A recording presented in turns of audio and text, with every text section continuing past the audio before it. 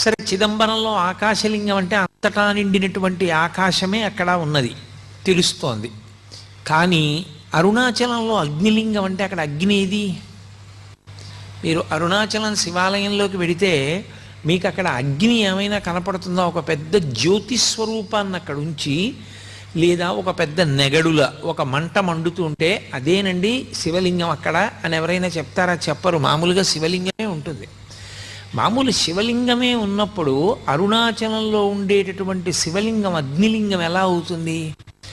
అరుణాచలమునందు అగ్నిలింగం ఉన్నది అని ఎందుచేత చెప్పబడింది అంటే, మీరు బయట ఎంత చల్లగా ఉండనివ్వండి, అరుణాచలం దేవాలయంలోకి వెళ్ళి కూర్చుంటే ఒళ్ళు చెమటలు పోస్తుంది, అంత వేడిగా ఉంటుంది.